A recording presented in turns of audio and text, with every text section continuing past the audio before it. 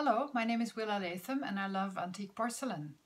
And I am fulfilling a promise here because in a previous video I had promised you that I was going to tell you more about these beautiful plates.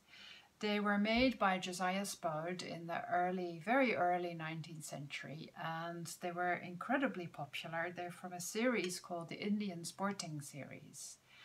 And you have to understand that in that time there were no planes, there was no EasyJet, you couldn't just travel anywhere, so people had to travel in their minds. And that's when the coffee table book was born. These scenes are literal copies of a book with engravings made by Samuel Howitt in 1807, and it was very, very popular because it gave people pictures of what the world elsewhere looked like, and people would present this to their guests, a coffee table book, and pore over it and you know, find out what the world looked like. It was the only way to find out. So here we have the Indian Sporting Series. They are all very sort of colonial, very manly stuff, hunting, wild animals. This one is called Chase After a Wolf. See, they wrote it on the back. There's a wolf who ran off with a sheep or a lamb, and they're chasing it with dogs, and there's a chap here about to throw a rock on top of them, smash the skull of the wolf. There's a chap here with a big spear. So yeah, they're trying to get the lamb back.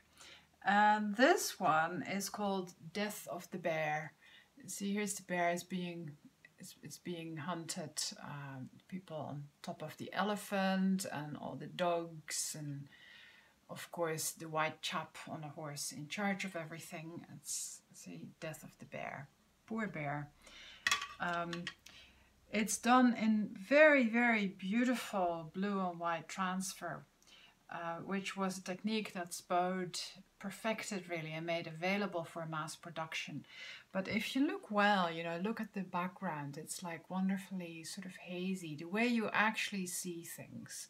It took a lot of time to engrave copper plates with little dots to create that effect. So it's quite special. And oh, I have to show you the borders of these plates. They all have the same borders. See, there's a lion, here's a bear, here's a crane watching out over the water with a ship, and here is a wild hog hiding, lurking in the bushes. So the scenery on these plates is very interesting because, of course, this is all horrifically colonial. This was made in the time that the British Empire was getting big and very powerful. And this was an ideal for people. It was the ideal of adventure. And of course, you know, you look at this, you go like, well, the racial relationships are not great. Of course, the white chap is always on top of the elephant or the horse and in charge and giving all the directions, and all the dark chaps are running around with spears. And at this day and age, that's very distasteful.